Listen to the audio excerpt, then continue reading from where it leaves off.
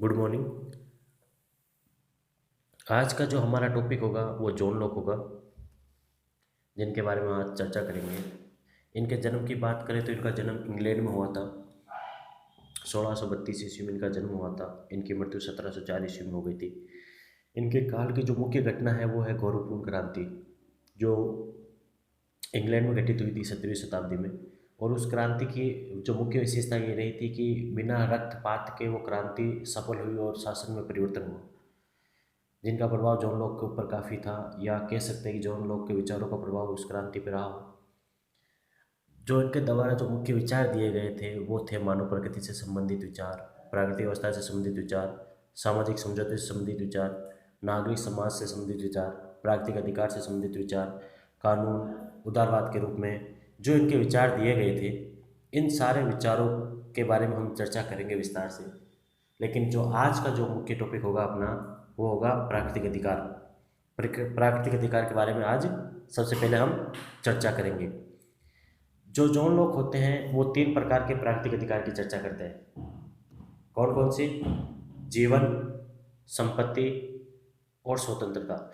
ये तीन प्रकार के जो अधिकार हैं इनकी बात करते हैं कि ये जो अधिकार है ये प्रकृति प्रदत्त है। इन अधिकारों को व्यक्ति को ना राज्य ने दिया है ना किसी और ने दिया है। ये क्या है? प्रकृति प्रदत्त है। इन अधिकारों के बारे में वो बताते हैं। तो जो ये अधिकार है ये प्राकृतिक विधि से आए हैं। किससे आए हैं? प्राकृतिक विधि से आए हैं।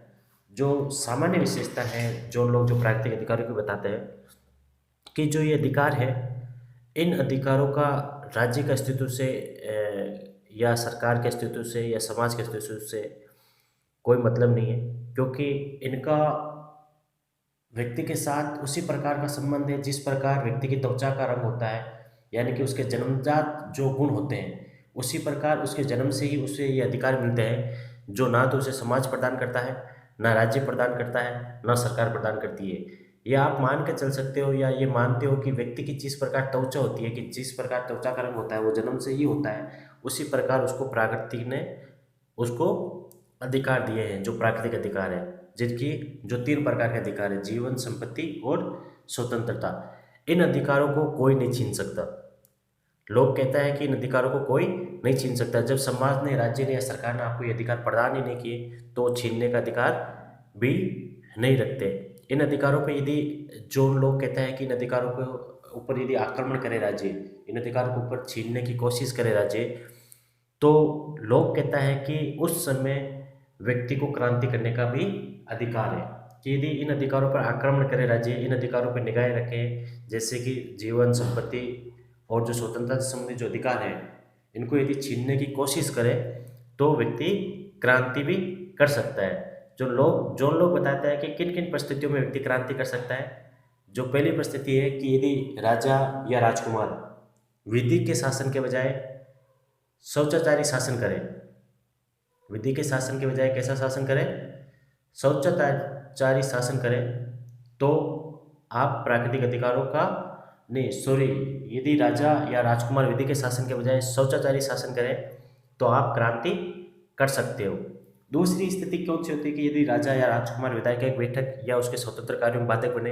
यदि विधायक एक बैठक है, विधायक यानी व्यवस्थापिका एक बैठक है, और व्यवस्थापिका की बैठक के अंदर वो कार्यों में बाधक बने, कि व्यवस्थापिका जो कानून निर्माण का कार्य करती है, यदि उसके कानून निर्माण के कार्य में राजा या राजकुमार बाधक बने तो क्रांति की जा सकती है। जो तीसरी बात बताता है कि लोगों की सहमति के बिना यदि चुनाव करवा दें, या चुनाव विधियों में परिवर्तन करें, या चुनाव की विधियाँ अपने अनुसार परिवर्तित करें, या शौचाचारी बने परिवर्तन में, मतलब कि खुद के हिसाब से उनको ढालने की कोशिश करें, तो भी क्रांति की जा सकती है। जो चौथी विशेषता बतलाता है वो क्या बताता है? राजा जनता या आम लोगों की किसी विदेशी शक्ति के हवाले छोड़ दे।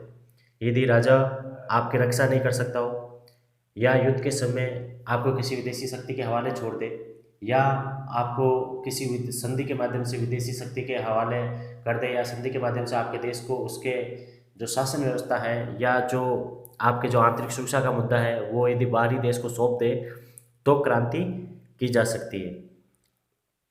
और जो सर्वोच्च कार्यकारी अधिकारी है वो विधि की अवहेलना करे या उसका क्रियान्वयन ना करे, तो आप क्रांति कर सकते हो। तो ये जो सारे जो अधिकार बताए ये जो क्रांति का जो अधिकार दिया गया है, ये प्राकृतिक अधिकार के संदर्भ में ही है कि यदि राजा या राजकुमार प्राकृतिक अधिकारों का उल्लंघन करे या अपने हिसाब से उनका शासन के लिए प्रयोग करना शुरू कर दे, तो वो आम नागरिक को या वहाँ के नागरिक को, व्यक्तियों को क्या अधिकार देता है कि वो क्रांति कर सकते हैं। जो हमने अभी चर्चा की है कि किस किस आधार पे वो क्रांति कर सकता है, कि यदि विधि का शासन नहीं चल रहा हो तो क्रांति कर सकते हो, यदि विधायिका के कार्यों में बाधक बनता हो राजकुमार या राजा तो क्रांति कर सकते हैं, चुनाव विधियों का परिवर्तन अपने अनुसार करें तो क्रांति कर सकते हैं, यदि आपकी जो शासन करने की जो क्षमता है या आपका शासन किसी विदेशी शक्ति को सौंप दें तो क्रांति कर सकते हैं, यदि विधि की अवहेलना की जाए, अपने अनुसार उसका क्रियान्वयन किया जाए तो क्रांति कर सकते हैं। जो लोग के जो प्राकृतिक अधिकार की जो संकल्पना है वो प्राकृतिक विधि पर आधारित है। किस पर आधारित है? प्राकृतिक विधि पर आधारित है। और प्राकृतिक विधि जो लोग मानता है वो क्या मानता है? ईश्वरीय सार्वभौमिक विधि मानता है। प्राकृतिक विधि को क्या मानता है? ईश्वरीय सार्वभौमिक विधि मानता है। जो इसकी प्राकृतिक विधि की जो संकल्पना है वो कहीं ना कहीं होब्स से भिन्न है। किससे भिन्न है? होब्स से भिन्न है। कैसे भिन्न है? क्योंकि ये जो मध्यकालीन विचारक है रिचर्ड हुकर, उससे अत्यधिक प्रभावित थे। तो जो इनके प्राकृतिक अधिकार जो इनकी जो प्राकृतिक अधिकार थे उस पर रिचर्ड हुकर के बहुत ज़्यादा प्रभाव थे, तो उन्होंने प्राकृतिक विधि को ईश्वरीय प्रदत्त माना।